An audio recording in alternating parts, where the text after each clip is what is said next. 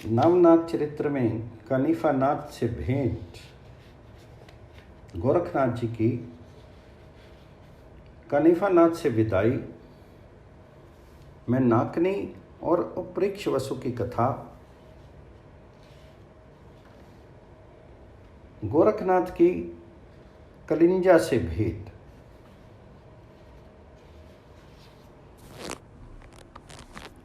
शिवजी से वरदान पाकर गोरखनाथ तीर्थ यात्रा करने को चल दिए। गुरु मत्स्येंद्रनाथ इस समय कहाँ हैं ये उन्हें ज्ञात नहीं था। जगन्नाथ जी के दर्शन करने के बाद जब गोरखनाथ जी राजा गोपीचंद की राजधानी हेलापट्टन नगर से होकर लौट रहे थे, तभी मार्ग में एक नाथपंथी सिद्ध योगी के साथ उनकी भेंट हुई और उस योगी का नाम कनिफानाथ था। नाथपंथी योगी जब एक दूसरे से मिलते हैं तो वे परस्पर आदेश कहकर नमस्कार करते हैं। कनिफानाथ उस समय गलीचे पर बैठे हुए थे। गोरखनाथ आदेश कहते हुए उनके सामने जाकर खड़े हुए तो कनिफानाथ प्रत्युत्तर में आदेश कहकर उठ खड़े हुए। उन्होंने गोरखनाथ को अपने पास बिठाया। कनिफानाथ जलंधरनाथ के शिष्य थे। ये त्रिया राज्य में मत्स्येंद्रनाथ से भेंट करके आई थी। ये बात पिछले अध्याय में लिखी जा चुकी है। कनिफानाथ ने गोरखनाथ का नाम सुना था, परंतु उन्होंने गोरखनाथ को कोई चमत्कार नहीं देखा था, इसलिए उन्होंने गोरखनाथ की परीक्षा लेने का विचार किया। उस समय ग्रीष्म ऋतु थी। आम के वृक्षों पर आम के फल लगे हुए थे। कनिफानाथ ने मेहमान नवाजी करने के लिए उद्देश्य से गोरखनाथ से कहा, मैं आपके खाने के लिए पके हुए आम वृक्ष तोड़वा कर मंगाता हूँ। यह सुनकर गोरखनाथ ने उत्तर दिया, खटपट करने की आवश्यकता नहीं है, इस समय कुछ नहीं खाना चाहता। कनिफानाथ बोले, इसमें खटपट की क्या बात है, मेरा शिष्य अभी तोड़ लाएगा। तो गोरखनाथ जी ने कहा, इतना परिश्रम करने की जरूरत क्यों, इस समय तो आपके शिष्य यहाँ हैं, परंतु यदि किसी समय कोई शिष्य उपस्थित ना हो तो उस समय आप क्या करेंगे? आप अपनी विद्या के प्रताप से आम के फल मंगवा कर यहीं हाजिर कीजिए। आपके गुरु के प्रभाव से ये कोई असंभव बात नहीं होगी। इस प्रकार आए हुए आमों को मैं खा लूँगा। कनिफानाथ को अपनी विद्या प्रदर्शित करने का अवसर मिला। उन्होंने कहा, अच्छा, अच्छी बात है, मैं विद्या के प्रभाव से आमों को यहीं मंगाए देता हूँ। ये कहकर कनिफानाथ ने विभक्त अस्त्र मंत्र द्वारा आकर्षण मंत्र से भस्म को अभिमंत्रित करके आम के वृक्ष की ओर फेंका। उसके प्रभाव से पके हुए आम अपने आप टूटकर कनिफानाथ के सामने आकर उपस्थित हो गए। तब दोनों के हाथ मुंह धोकर उनका सेवन किया। इस पर गोरखनाथ ने अपनी शिक्षा को प्रदर्शित करने का निश्चय किया। वे कनिफानाथ से बोले, आपने तो मेरा आतिथ्य कर दिया, अब मैं थोड़े से फल मंगाता हूँ, उन्हें आप सेवन कीजिएगा। ये कहकर गोरखनाथ ने भक्त अस्त्र तथा आकर्षण संबंध से अभिमंत्रित भस्म को दूर लवंग वन की ओर फेंका। थोड़ी ही देर में भांति भांति के फल लाकर उपस्थित हो गए। दोनों योगियों ने प्रेम पूर्वक खाया, परंतु फिर भी बहुत से फल शेष बच गए। तब गोरखनाथ ने कनिफानाथ से कहा, इन बाकी बचे हुए फलों को आप इनके पौधों पर वापस भेजकर जहाँ के तहाँ लटका दीजिए। ये सुनकर कनिफानाथ ने उत्तर दिया, टूटे हुए फलों को दोबारा वापस भेजकर उनके पौधों पर लटका देना असंभव है। ऐसा ना तो पहले कभी किया जा सका है और ना आगे ही किया जा सकता है। तो इस पर गोरखनाथ ने उत्तर दिया, जिस व्यक्ति के गुरु परिपूर्ण होते हैं उनके लिए कुछ भी कर दिखाना असंभव नहीं होता। पूरे गुरु का चेला तो दूसरे ब्रह्मा को भी उत्पन्न कर सकता है। खैर, मैं अपने गुरु की कृपा से जो चाहूँ वह करके दिखा सकता हूँ। अपने गुरु की निंदा सुनकर कनिफानाथ को क्रोध आ गया। वे बोले, तुम्हारे गुरु जैसे हैं वह मैं अच्छी तरह जानता हूँ। मैं त्रिया राज्य से लौट कर आ रहा हूँ। वहाँ मैंने तुम्हारे गुरु मत्स्येंद्रनाथ को स्त्रियों के मोह जाल में पड़कर विषय विलास में फंसे हुए देखा है। उन्होंने हम सब नाथ योगियों की प्रतिष्ठा को धूल में मिला दिया है। तुम ऐसे गुरु की कृपा से जो दूसरा ब्रह्मा तक उत्पन्न कर देने की बात कर रहे हो, उनमें कितनी सच्चाई हो सकती है ये मैं खूब समझता हूँ। खैर, अब तुम ऐसे घमंड की बात छोड़ करके यहाँ से अपना रास्ता पकड़ो। कनिफानाथ के मुंह से अपने गुरु की निंदा सुनकर के गोरखनाथ ने भी कुछ क्रुद्ध होते हुए कहा, है कनिफानाथ, तुम्हारे गुरु जलंधरनाथ कितने शक्तिमान हैं ये बात मैं भी अच्छी तरह जानता हूँ। गौड़ बंगाल देश के हिलापट्टन नगर में राजा गोपीचंद ने तुम्हारे गुरु को गड्ढे में डाल रखा है। आज 10 वर्ष से उस गड्ढे के भीतर पड़े हुए हैं। उस गड्ढे को घोड़ों की लीद से भर दिया गया है और उस लीद के भीतर दबे हुए तुम्हारे गुरुजी बाहर निकल पाने तक में समर्थ नहीं है। परंतु मेरे गुरु इस प्रकार के नहीं हैं। मैं अपने गुरु की कृपा से तुम्हें अपना चमत्कार दिखाता हूँ और इन टूटे हुए फलों को इनके पौधों पर वापस भेजकर ज्यों का त्यों लटकाए देता हूँ। ये कहकर गोरखनाथ जी ने संजीवन मंत्र द्वारा अभिमंत्रित भस्म को उन फलों के ऊपर छिड़का। भस्म का स्पर्श होते ही वे सब फल अपने आप उड़कर अपने अपने पौधों में पूर्ववत जाके लग गए। कनिफानाथ को यह देखकर महान आश्चर्य हुआ। वे समझ गए कि गोरखनाथ विद्या में मुझसे कहीं अधिक बड़े चढ़े हैं और पूरे गुरु के शिष्य हैं। अपनी भूल का ज्ञान होने पर वे गोरखनाथ के आगे झुक गए और उनकी महिमा का बखान करते हुए कहने लगे, आप में अपार शक्ति है, इसका ज्ञान मुझे हो गया। आपके यहाँ आने से मुझे दूसरा लाभ ये हुआ है कि मुझे अपने गुरु जलंधरनाथ का भी पता लग गया है। मैं उन्हें बहुत दिनों से ढूंढ रहा था। यह सुनकर गोरखनाथ हंसकर बोले, यह भेंट हम दोनों के लिए ही लाभदायक रही। तुम्हें अपने गुरु का पता चल गया और मुझे तुम्हारे द्वारा अपने गुरु के संबंध में ज्ञात हो गया। मैं भी अपने गुरु की तलाश कर रहा था। इसके बाद दोनों योगी एक दूसरे से विदा लेकर अपने अपने गुरु से मिलने के लिए चल दिए। त्रिया राज्य की रानी मैनाकनी के संबंध में पिछले अध्याय में बताया जा चुका है कि वह सिंगल द्वीप की निवासिनी पद्मिनी जाति की स्त्री थी। एक बार वह अपने मकान की छत पर खड़ी हुई थी। उसी समय परीक्षवसु अपने विमान से बैठे हुए उधर से निकले।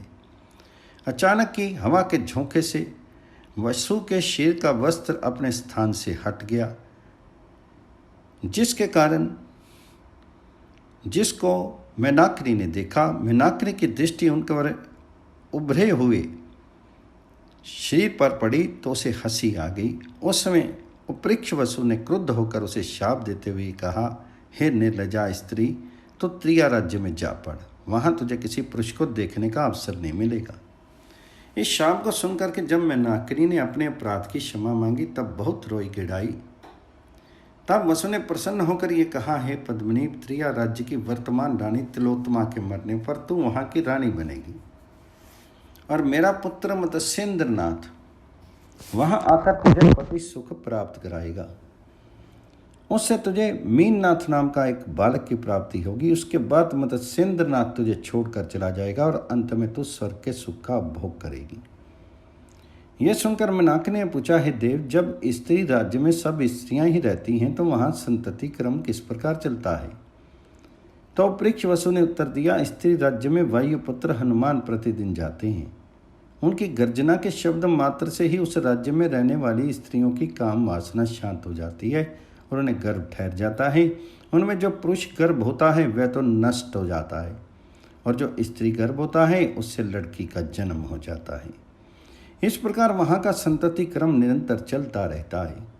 और परीक्षवसु द्वारा यह जानकर मैनाकनी ने पूछा, जब उस स्त्री राज्य में कोई पुरुष जा ही नहीं सकता तब मत्स्येंद्रनाथ वहाँ कैसे पहुँचेंगे? तो उपरीक्षवसु ने उत्तर देते कहा, इसके लिए तुम्हें तपस्या करनी पड़ेगी। तुम हनुमान जी का तप करना, उनसे प्रसन्न होकर जब हनुमान जी वर मांगने के लिए कहें उस समय तुम उन्हें पहले वचन में बांधकर पीछे ये कहना कि मैं आपके साथ रहना चाहती हूँ। तो हनुमान जी उधर रेता ब्रह्मचारी हैं तथा उन्होंने माता के गर्भ से ही सर्वकपिन के साथ जन्म लिया है। अस्तु वे स्वयं तो ऐसा नहीं कर सकेंगे, परंतु तुम्हारी इच्छा पूर्ण करने के लिए मत्स्येंद्रनाथ को भेज देंगे। मत्स्येंद्रनाथ हनुमान जी की आज्ञा मान करके तुम्हारे पास आएंगे और वे तुम्हारी मनोकामना पूर्ण करेंगे। ये कहकर अपरीक्षवसु चले गए उनके शाप के कारण मैं नाकनी त्रिया राज्य में पहुंच गई। वहां जाकर वह किस प्रकार रानी बनी, किस प्रकार हनुमान जी ने मत्स्येंद्र नाथ को उनके पास भेजा और किस प्रकार मत्स्येंद्र नाथ वहां जाकर रहने लगे तथा कैसे मीननाथ का जन्म हुआ, इन सब का वर्णन पिछले अध्याय में विस्तार पूर्वक किया जा चुका है। कानिफानाथ से विदा लेकर गोरखनाथ अपने गुरु मत्स्येंद्र नाथ की खोज में त्रिया राज्य की ओर चल दिए। जब वे त्रिया राज्य की सीमा पर पहुंच गए तब एक स्थान पर बैठकर मन में ये विचार करने लगे कि मैं अपने गुरु से जाकर किस प्रकार मिलूं तथा उन्हें किस प्रकार समझा बुझा कर यहाँ से वापस ले चलूं। तो गोरखनाथ जी जिस समय बैठे हुए विचार कर रहे थे उसी समय कलिंगा नामक एक रूपवती वैश्या अपनी साजिंदा सहेलियों के साथ वहां आ पहुंची। गोरखनाथ ने उसे देखकर प्रश्न किया, हे माता, आप कहाँ जा रही हैं? तो कलिंगा ने उत्तर दिया, त्रिया राज्य में। तो गोरखनाथ ने फिर पूछा, आप वहाँ किस लिए जा रही हैं? तो कलिंगा बोली, त्रिया राज्य की रानी मैनाकनी संगीत कला की बहुत प्रेमी है। कुछ वर्ष पूर्व उन्होंने पति प्राप्त किया था, उसी की खुशी में इन दिनों वे संगीत के जलसे करा रही है। मैं उसी जलसे में भाग लेने के लिए जा रही हूँ। मुझे आशा है कि रानी मेरी कला को देख करके प्रसन्न होगी और मुझे पुरस्कार प्रदान करेगी। तो गोरखनाथ जी बोले, हे माता, आप मुझे भी साजिंदा के रूप में अपने साथ ले चलिए। यह सुनकर कलिंगा ने पूछा, हे साधु महाराज, आप कुछ गाना बजाना भी जानते हैं? यदि जानते हैं पहले मुझे सुनाइए। तो गोरखनाथ इसके लिए तैयार हो गए। वह एक वृक्ष के नीचे बैठ के कलिंगा की साजिंदाओं ने साजों के स्वर मिलाए। गोरखनाथ ने गंधर्व प्रयोग मंत्र द्वारा अभिमंत्रित भस्म को अपने कपाल पर लगा करके गाना आरंभ किया। उसके गायन को सुनकर के कलिंगा और उनकी सहेलियों को अलग वन के पशु पक्षी तथा लता वृक्ष आदि भी झूमने लगे। ये देखकर कलिंगा आश्चर्यचकित हो गई। उसने गोरखनाथ जी से कहा, हे महाराज, आपकी गायन कला अद्वितीय है, ये मैंने देख लिया। यदि आप मेरे साथ मैनाकनी के दरबार में चलेंगे तो रानी आपका गाना सुनकर मुझे बहुत पुरस्कार देगी, इसमें कोई संदेह नहीं है। आप कृपा करके मुझे अपना नाम बताइए और कहिए आप त्रिया राज्य में क्यों जाना चाहते हैं। गोरखनाथ जी ने मन में सोचा कि यदि मैं इसे अपना यथार्थ परिचय दे दूं तो संभव है यह मुझे अपने साथ ना ले जाए। अतः उन्होंने अपना नाम तथा उद्देश्य को गुप्त रखते हुए कहा, हे माता, मेरा नाम पूर्वडाम है, मैं बाल ब्रह्मचारी हूँ, अतः मुझे स्त्री की कामना नहीं है। इसके अतिरिक्त मैं सन्यासी और भिक्षुक हूँ, इसलिए मुझे धन संपत्ति भी नहीं चाहिए। पेट भरने के लिए भोजन मिल जाए वही मेरे लिए बहुत है। त्रिया राज्य कैसा है ये देखने के लिए ही उनके भीतर प्रवेश करना चाहता हूँ। कलिंगा बोली, हे महाराज, मुझे आपको अपने साथ ले चलने में कोई आपत्ति नहीं है, परंतु त्रिया राज्य में पुरुषों का प्रवेश वर्जित है। तो गोरखनाथ ने पूछा, ऐसा क्यों? तो कलिंगा बोली, त्रिया राज्य में प्रतिदिन हनुमान जी आते हैं। उनकी गर्जना सुनकर यदि कोई पुरुष वहाँ उपस्थित होता है तो वह मर जाता है और स्त्रियाँ गर्भवती हो जाती हैं, परंतु उन्हें भी पुरुष गर्भ नहीं ठहरता। इसलिए यदि आप वहाँ गए भी तो मर ही जाएंगे। गोरखनाथ ने कहा, हनुमान जी की गर्जना से मेरा बाल भी बांका नहीं होगा, इस संबंध में आप निश्चिंत रहें। दूसरे, मेरे पास ऐसी योग शक्ति है कि वहाँ पर हनुमान जी अथवा अन्य जो कोई भी मुझे देखेगा उसे मैं स्त्री रूप में दिखाई दूंगा, पुरुष रूप में किसी को नहीं दिखूंगा। इस प्रकार गोरखनाथ द्वारा स्पष्टीकरण दिए जाने पर कलिंगा उन्हें अपने साथ ले जाने के लिए तैयार हो गई। कलिंगा अपनी सहेलियों के साथ रथ में बैठी। गोरखनाथ ने रथ को हाँकना आरंभ किया। थोड़ी देर में वे लोग त्रिया राज्य के भीतर जा पहुँचे। वहाँ जाकर चिन्नापट्टन नामक एक स्थान में वे सब ठहर गए। खाना पीना समाप्त करने के बाद कलिंगा अपनी सहेलियों के साथ सो गई। उस समय एक पहर रात्रि व्यतीत हो चुकी थी। त्रिया राज्य में पहुंचकर गोरखनाथ ने वज्रस्त्र, स्पर्श अस्त्र, मोहन अस्त्र तथा नाग अस्त्र की ऐसी योजना की कि जिसके कारण कोई अन्य व्यक्ति त्रिया राज्य के भीतर प्रवेश नहीं कर सके। उस समय हनुमान जी सेतुबंध रमेश्वर से चलकर त्रिया राज्य में प्रवेश करने के लिए आ पहुंचे। त्रिया राज्य की सीमा के बाहर ही गोरखनाथ के अस्त्रों ने उन्हें राज्य की सीमा में प्रवेश करने से रोक दिया। सर्वप्रथम वज्रस्त्र आकर हनुमान जी की छाती में लगा, उसके कारण वे पृथ्वी पर गिर पड़े। फिर स्पर्श अस्त्र ने आगे बढ़कर हनुमान जी को पृथ्वी से चिपका दिया, जिसके कारण उनका हिलना डुलना बंद हो गया। तत्पश्चात क्रमशः मोहन अस्त्र एवं नाग अस्त्र से हनुमान जी को मोहित करके नागपाश में बांध दिया। अपनी ये हालत देख करके हनुमान जी ने रामचंद्र जी का स्मरण किया। रामचंद्र जी उसी समय वहाँ पर आ पहुँचे। हनुमान जी उस हालत को देखकर रामचंद्र जी ने ध्यान दृष्टि से संपूर्ण रहस्य को समझ लिया। फिर उन्होंने इंद्र अस्त्र द्वारा वज्र अस्त्र, विभक्त अस्त्र द्वारा स्पर्श अस्त्र, ज्ञान अस्त्र द्वारा मोहन अस्त्र तथा गरुड़ अस्त्र द्वारा नाग अस्त्र का निवारण किया। जब हनुमान संकट मुक्त हुए तो उन्होंने हाथ जोड़कर रामचंद्र जी से पूछा, हे प्रभु, ऐसा कौन बलशाली व्यक्ति पृथ्वी पर उत्पन्न हुआ है जिसने मेरी ऐसी दुर्दशा की? तो रामचंद्र जी बोले, हे हनुमान, नाथ योगियों के अतिरिक्त पृथ्वी पर ऐसा कोई व्यक्ति नहीं है जो तुम्हें संकट में डाल सके। हरि नारायण के अवतार तथा मत्स्येंद्र नाथ ने शिष्य गोरखनाथ अपने गुरु को वापस ले जाने के लिए त्रिया राज्य में आए हैं। उन्हें अपना प्रताप प्रदर्शित करने के लिए तुम्हारी ये दशा की थी। ये सुनकर हनुमान जी ने कहा, हे प्रभु, मत्स्येंद्र नाथ तो मेरी आज्ञा मानकर मैं नाकनी के साथ भोग विलास करने के लिए यहाँ आए हैं। यदि गोरखनाथ उन्हें यहाँ से ले गए तो बड़ी मुश्किल हो पड़ जाएगी। अतः आप कृपा करके मेरे साथ गोरखनाथ जी के पास चलिए और उन्हें समझा बुझा कर यहाँ से विदा कीजिए। तो रामचंद्र जी तथा हनुमान जी ब्राह्मण का वेश बना करके चिन्नापट्टन स्थान पर पहुँचे। कलिंगा तो अपनी सखियों के साथ सो रही थी, परंतु गोरखनाथ वहाँ आसन पर ध्यान लगाए हुए बैठे थे, ब्रह्मचारी वेश धारी। राम हनुमान ने उनके पास पहुँचकर नमस्कार की। गोरखनाथ ने सम्मानपूर्वक अपने पास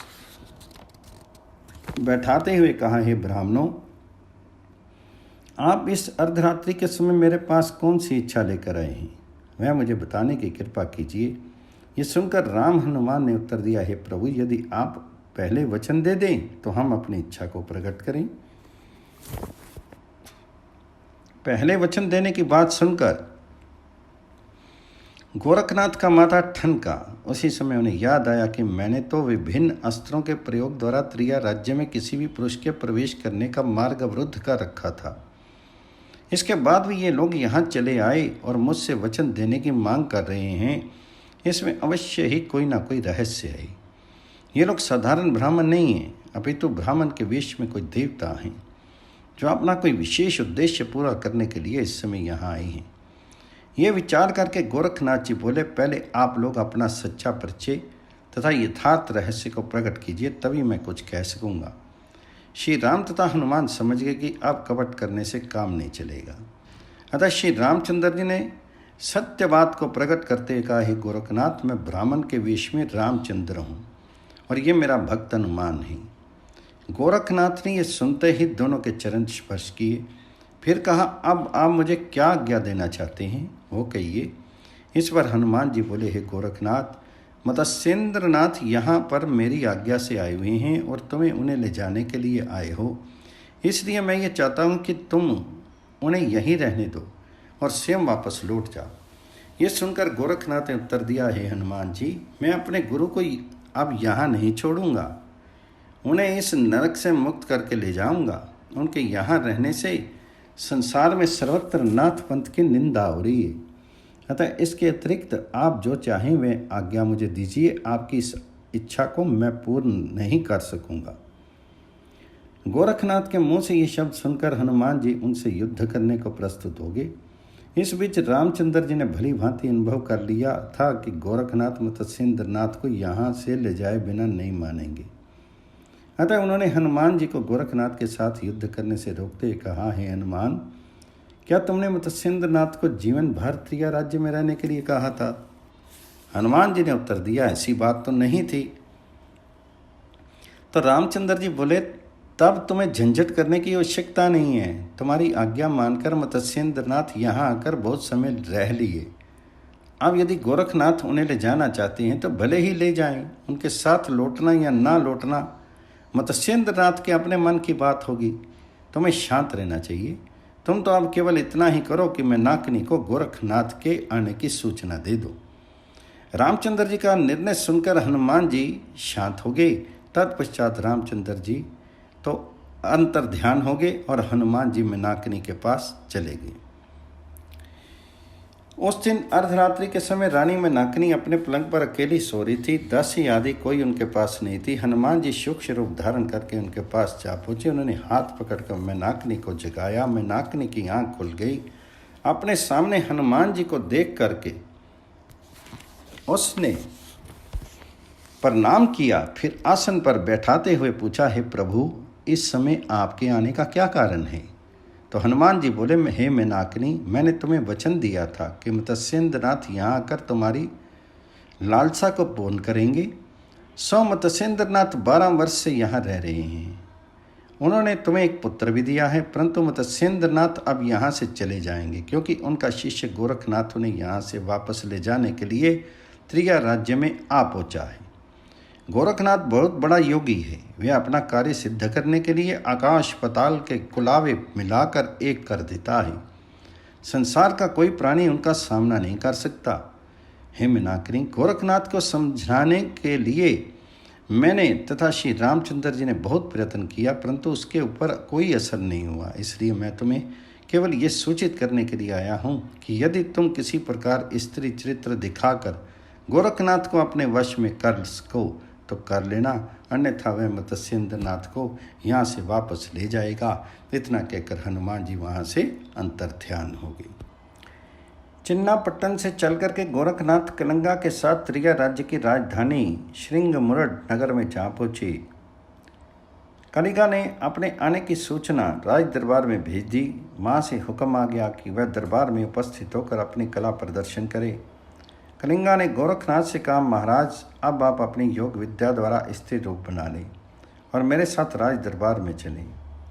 गोरखनाथ जी ने पल भर में ही मंत्र पढ़कर अपना स्वरूप स्त्री जैसा बना लिया। कलिंगा ये देखकर अत्यंत प्रसन्न हुई। वह गोरखनाथ तथा अपनी अन्य साजिंदाओं के साथ रथ में बैठकर राज दरबार में जा पहुंची। राज दरबार में रथ सिंहासन के ऊपर मत्स्येंद्रनाथ रानी मैनाकिनी के साथ विराजमान थे। उनकी वेशभूषा राजसी थी। ऐसा प्रतीत होता था जैसे साक्षात लक्ष्मी नारायण सिंहासन पर बैठे हुए हों। कलिंगा ने अपनी सब साथियों के साथ राजा तथा रानी को नमस्कार किया। गोरखनाथ ने मन ही मन अपने गुरु को प्रणाम किया। तदुपरांत संगीत गोष्ठी प्रारंभ हुई। कलिंगा ने गाना आरंभ किया। उसका स्वर किन्नरियों को भी लज्जित करने वाला था। अन्य साजिंदाओं ने सितार, वीणा, पखावज आदि वाद्य मंत्र बजाने आरंभ किए। स्त्री रूपी गोरखनाथ मृदंग बजाने लगे। संगीत गोष्ठी का यौवन अपनी बहार पर जा पहुंचा। गोरखनाथ का मृदंग वादन अनुपम था। वह जिस समय सम पर थाप लगाते थे, उस समय दरबार में सर्वत्र वाह वाह की आवाज़ गूंज उठती थी। कुछ देर बाद गोरखनाथ ने अपने मृदंग की गत बदल दी। उनके साथ चलने वाला कलिंगा का नृत्य इंद्र की अप्सराओं के नृत्य को लज्जित करने लगा। उनके पांव के घुंघरू ताल पर इस प्रकार थिरकने लगे कि चारों ओर धन्य है का स्वर गूंज उठा। मैनाकिनी और मत्स्येंद्रनाथ उसे देखकर मुग्ध हो गए। इसी समय गोरखनाथ ने इस प्रकार मृदंग बजाना आरंभ किया कि उनमें से निकलने वाली ध्वनि में चेत मचंदर गोरख आया, चेत मचंदर गोरख आया शब्द स्पष्ट सुनाई देने लगे। ये शब्द मत्स्येंद्रनाथ के हृदय के भीतर प्रविष्ट हो गए और उन्हें स्पष्ट आभास हो गया कि गोरखनाथ यहाँ आ पहुँचा है। वे अपने सिंहासन से ऊपर नीचे उठने बैठने लगे। फिर उन्होंने मैनाकिनी के कान में धीरे से कहा, हे मैनाकिनी, मुझे ऐसा प्रतीत होता है यहाँ पर गोरखनाथ आ पहुँचा है। मैनाकिनी ने पूछा, आपको ये कैसे मालूम हुआ? तो मत्स्येंद्रनाथ बोले, इस मृदंग में से जो बोल निकल रहे हैं उसे तुम ध्यान से सुनो तो तुम सब कुछ स्पष्ट हो जाएगा। मैनाकिनी ने मृदंग की ध्वनि पर ध्यान दिया तो चेत मछंदर गोरख आया, चेत मछंदर गोरख आया, ये शब्द उसे भी स्पष्ट सुनाई देने लगा। मैनाकिनी ने परीक्षा लेने के लिए गोरखनाथ के स्थान पर अपने दरबार की मृदंग बजाने वाली स्त्री को बैठा दिया। जब उसने मृदंग बजाया तो वह शब्द निकलना बंद हो गया। परंतु जब गोरखनाथ ने दोबारा मृदंग को अपने हाथ में लिया तो वही शब्द फिर निकलने लगा। हनुमान जी मेनाकिनी को रात में ही चेतावनी दे गए थे कि गोरखनाथ अपने गुरु को वापस ले जाने के लिए त्रिया राज्य में आ पहुंचा है। अतः मेनाकिनी की ये समझते देर नहीं लगेगी, कलिंगा के साथ आई हुई स्त्री जो मृदंग बजा रही है वह स्त्री नहीं है, अपितु स्त्री के रूप में स्वयं गोरखनाथ ही है। मेनाकिनी ने मृदंग बजाने वाली स्त्री रूपी गोरखनाथ को रोककर कलिंगा सहित उनके अन्य सभी साथियों को पुरस्कार देकर विदा कर दिया। संगीत गोष्ठी समाप्त होगी, दरबार भंग कर दिया गया। कलिंगा आदि स्त्रियों के चले जाने पर दरबार भंग हो जाने के बाद मेनाकिनी ने गोरखनाथ से कहा, अब आप मुझे अपना सच्चा परिचय देने की कृपा कीजिए।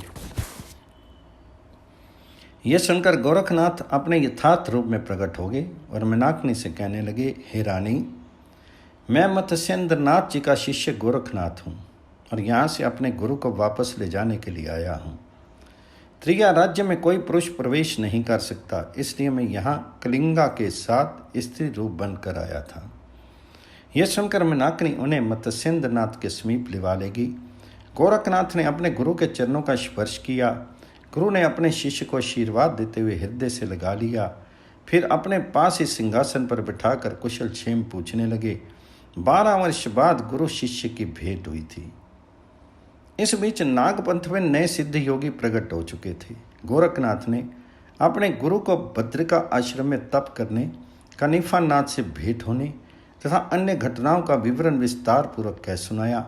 तत्पश्चात उन्होंने हाथ जोड़कर कहा, हे गुरु जी, आप तो सिद्ध योगी हैं, आपके प्रताप से मेरा भी यश फैला है, परंतु उधर रेता ब्रह्मचारी होते हुए भी आप त्रिया राज्य में कैसे आ पहुंचे और यहाँ भोग विलास में पढ़कर आपने अपने पंथ की मर्यादा को कैसे छोड़ दिया, वे आप मुझे बताने की कृपा करें। तो मत्स्येंद्रनाथ ने उत्तर दिया, हे शिष्य, तुम्हारा कहना बिल्कुल ठीक है, परंतु मैं जब तीर्थाटन के लिए सेतुबंध रमेश्वर पहुंचा था, उससे हनुमान जी ने मुझसे वचन लेकर मुझे आने के लिए विवश कर दिया था, इसी कारण मेरी ये दशा हुई है। इतना कहकर मत्स्येंद्रनाथ ने प्रारंभ से अंत तक का सब विवरण विस्तार पूर्वक कह सुनाया और बोले, अब तुम किसी प्रकार मेनाकिनी को तैयार कर लो, तो मैं यहाँ से वापस लौट चलने को तैयार हूँ। गोरखनाथ संपूर्ण वृत्तांत को सुनकर कुछ देर के लिए विचार मग्न हो गए। त्रिया राज्य की प्रजा को जब यह ज्ञात हुआ कि मत्स्येंद्रनाथ के शिष्य गोरखनाथ आए हुए हैं, तो वह जय जयकार करते हुए राजभवन में आ पहुंची। मत्स्येंद्रनाथ ने उन सब को गोरखनाथ के दर्शन कराए। गोरखनाथ को देख करके सबको अत्यंत प्रसन्नता हुई। तदुपरांत मेनाकिनी ने गोरखनाथ को मोह जाल में फंसाने के लिए त्रिया राज्य की सर्वश्रेष्ठ सुंदरियों को उनकी सेवा में भेजा। उन स्त्रियों ने गोरखनाथ को आकर्षित करने के लिए अनेक उपाय किए, परंतु उन्हें किसी प्रकार की सफलता प्राप्त नहीं हुई। उन सब ने मेनाकिनी के पास जाकर स्पष्ट रूप से बता दिया कि गोरखनाथ किसी प्रकार के आकर्षण में फंसने वाले नहीं हैं। मत्स्येंद्रनाथ स्वयं भी त्रिया राज्य के मोह जाल से बाहर निकलना चाहते थे, परंतु उनकी इच्छा थी कि उन्हें वहां से बाहर निकालने का श्रेय उनके शिष्य गोरखनाथ को ही प्राप्त हो। अतः उन्होंने गोरखनाथ के प्रभाव को प्रदर्शित करने तथा मेनाकिनी का मोह दूर करने के लिए एक लीला रचने का निश्चय किया। एक दिन मीननाथ और मेनाकिनी दोनों ही मत्स्येंद्रनाथ तथा गोरखनाथ के पास बैठे हुए थे। उसी समय मत्स्येंद्रनाथ जी ने गोरखनाथ को संबोधित करते हुए कहा, हे पुत्र, तुम्हारे छोटे भाई मीननाथ को बहुत समय तक दस्त हुए हैं। कई दिनों तक स्नान न करने के कारण इसका शीर गंदा हो गया है। अतः तुम इसे अपने साथ नदी तट पर ले जाकर इसके शीर को भली भांति साफ कर लाओ। गुरु की आज्ञा पाकर गोरखनाथ मीननाथ को साथ लेकर नदी तट पर जा पहुंचे। वहाँ उन्होंने मीननाथ की दोनों टांगें पकड़कर ऊपर उठा लिया। फिर उसे धोबी के कपड़े के पीटने के पत्थर पर पटकते हुए पछीटना आरंभ कर दिया। इस प्रकार 2-3 बार पटकने से मीननाथ के प्राण पखेरु उड़ गए। तब गोरखनाथ जी ने उसके शीर के चमड़े को भली भांति साफ किया और नदी तट से लौटकर उस चमड़े को छत के ऊपर धूप में सूखने के लिए डाल दिया। भोजन के समय जब मीनाकिनी ने मीननाथ के विषय में पूछा तो गोरखनाथ ने उत्तर दिया कि मैं गुरुजी की आज्ञा से उसके शरीर को नदी पर साफ करने के लिए ले गया था, सो उसे साफ करके ले आया हूँ। ये सुनकर मत्स्येंद्रनाथ ने प्रश्न किया, मीननाथ इस समय कहाँ हैं? तो गोरखनाथ जी ने उत्तर दिया, मैंने उनके शरीर को धोकर छत पर सूखने के लिए डाल दिया है, वह वही सूख रहा है। मत्स्येंद्रनाथ तथा मीनाकिनी छत के ऊपर चढ़ गए तो जाकर देखा कि मीननाथ के शरीर की खाल धूप में पड़ी हुई है। यह देखकर मीनाकिनी तो रोने लगी और मत्स्येंद्रनाथ ने क्रोध में भरकर गोरखनाथ से कहा, अरे मूर्ख, इस बालक ने तेरा क्या अपराध किया था जो तूने निर्दयी बांधकर इसे मार डाला? तो गोरखनाथ बोले, गुरुजी, आपने इसके शरीर को धोकर साफ लाने की आज्ञा दी थी, मैंने वही किया है, इससे मेरा क्या अपराध है?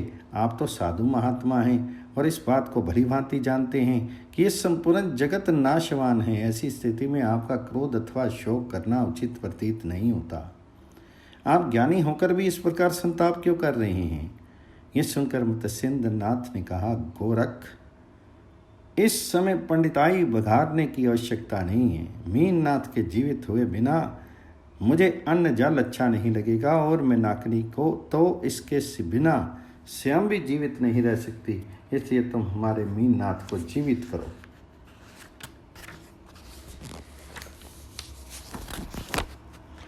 गुरु की बात सुनकर गोरखनाथ ने संजीवनी मंत्र से अभिमंत्रित भस्म को उस चमड़े के ऊपर फेंका तो वहां उसी समय एक जैसे 108 मीननाथ प्रकट हो गए। शक्ल, सूरत, आयु, शीर, सब बातों में मैं बिल्कुल एक से थे। गोरखनाथ ने उन्हें दिखाते हुए मीनाकिनी से कहा, इनमें से जो तुम्हारा मीननाथ हो उसे ले लो। मीनाकिनी आश्चर्यचकित रहेगी, वे अपने मीननाथ को कैसे पहचाने? लाचार उसने गोरखनाथ से कहा, हे गोरख, मुझे ऐसा लगता है कि तुम ईश्वर के अवतार हो। अब तुम स्वयं ही मेरे ऊपर कृपा करके अपनी माया को समेट लो और मुझे मेरा मीननाथ सौंप दो। ये कहकर मीनाकिनी ने गोरखनाथ को प्रणाम करना चाहा। उस समय गोरखनाथ ने उसे रोकते कहा, तुम मेरी गुरु माता हो, अतः तुम्हें प्रणाम करने की आवश्यकता नहीं है, मैं तुम्हारे पुत्र को अभी सौंपे देता हूँ। ये कहकर गोरखनाथ ने एक ऐसा मंत्र पढ़ा कि 107 मीननाथ दृश्य हो गए, केवल एक असली मीननाथ रह गया।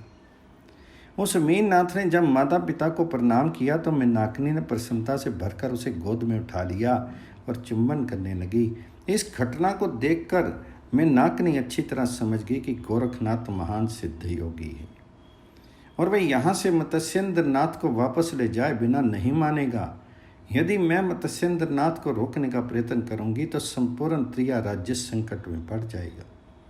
यह विचार करके मीनाकिनी ने गोरखनाथ से कहा, है गोरख, अब मुझे तुम्हारी योग शक्ति के विषय में किसी प्रकार का संदेह नहीं रहा।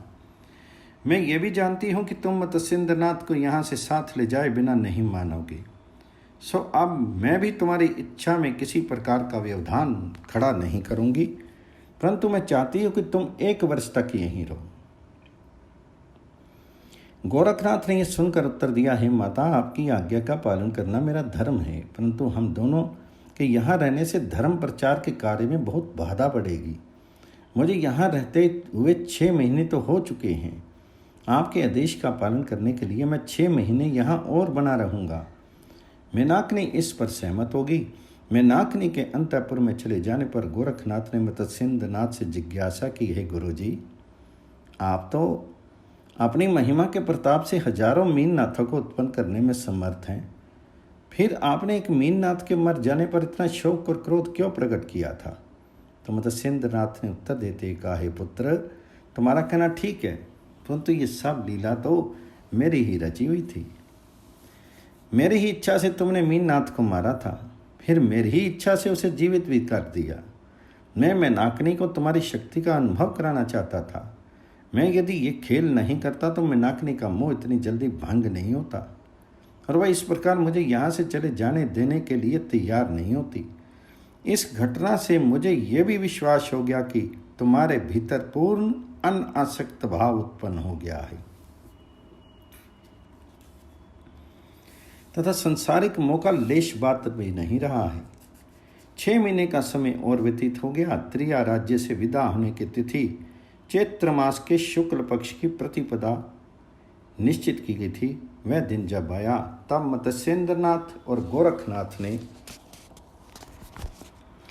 प्रस्थान की तैयारियां आरंभ की। उस समय मैनाकिनी ने आकर मत्स्येंद्रनाथ से कहा, मीननाथ का क्या होगा? तो मत्स्येंद्रनाथ बोले, वह तो तुम्हें निश्चय करना है। तो मैनाकिनी ने उत्तर दिया, उसे आप अपने साथ ही ले जाइएगा, क्योंकि प्रथम तो वह आपसे अधिक स्नेह करता है। दूसरी बात यह है कि जब तक आप यहाँ रहे तब तक तो वह सुरक्षित था, परंतु आपके चले जाने के बाद जब हनुमान जी यहाँ आकर गर्जना करेंगे तब वह पुरुष होने के नाते जीवित नहीं बचेगा। तीसरी बात यह भी है कि आपके पिता अपृक्ष वसु ने मुझे जो शाप दिया था उसकी अवधि आप पूरी होने वाली है। शाप की अवधि समाप्त होते ही मैं तो यहाँ से स्वर्ग लोक को चली जाऊंगी, परंतु मनुष्य शरीर होने के कारण मीननाथ वहाँ नहीं जा सकेगा। इस स्थिति में यहाँ उसकी देखभाल करने वाला कोई नहीं रहेगा। इस सब बातों पर विचार करने के पश्चात मैं इसी निश्चय पर पहुँची हूँ कि मीननाथ का आपके साथ जाना ही ठीक है। मत्स्येंद्रनाथ ने यह सुनकर कहा, तुम्हारी ऐसी ही इच्छा है तो हम मीननाथ को अपने साथ ले जाएंगे। मत्स्येंद्रनाथ, गोरखनाथ तथा मीननाथ तीनों चलने के लिए प्रस्तुत हुए। प्रतीक्षित प्रजाजनों ने विदा करने के लिए नगर के बाहर तक गए। चलते समय मैनाकिनी ने गुप्त रूप से एक सोने की ईंट मत्स्येंद्रनाथ की झोली में रख दी। मत्स्येंद्रनाथ को तो उसकी बाबत ज्ञात हो गया, परंतु गोरखनाथ को कुछ पता नहीं चला। उस दिन त्रिया राज्य में सर्वत्र विषाद छाया रहा। मैनाकिनी की तो बहुत बुरी हालत थी। पति वियोग तथा पुत्र वियोग का दुख उसके एक साथ सहन करना पड़ा था। उनकी आंखों से अश्रुधारा अविरल विवेक से बहती चली आ रही थी। वह छाती पीट पीट कर चीखें मारती हुई रो रही थी। उसकी स्थिति को देखकर पशु पक्षी भी आर्तनाद करने लगे। मैनाकिनी के कारण की करुण दशा उपृक्ष वसु से नहीं देखी गई। वे विमान में बैठकर उसके पास जा पहुंचे और समझाते हुए बोले, हे मैनाकिनी, तो किस लिए इतनी दुखी हो रही है? ये संपूर्ण संसार स्वप्नवत है। तो कहाँ की रहने वाली, कहाँ आ पहुंची थी? अब तेरे शाप की अवधि समाप्त होने जा रही है। कुछ दिनों बाद तुझे स्वर्ग में चले जाना है। अतः तू रोना धोना बंद करके भगवान जी का स्मरण कर, ताकि तेरा कल्याण हो। इतना कहकर उपृक्ष वसु अंतर्ध्यान हो गई। उपृक्ष वसु का उपदेश सुनकर मैनाकिनी का हृदय शांत हो गया। तीनों नाथ जब त्रिया राज्य से बाहर चले गए तब वह भगवत भजन में अपना समय बिताने लगी। कुछ दिनों बाद जब शाप की अवधि समाप्त होगी तब स्वर्गलोक से विमान आया। मैनाकिनी उससे बैठकर स्वर्ग को चली गई और अपने अप्सरा रूप को पुनः प्राप्त हुई।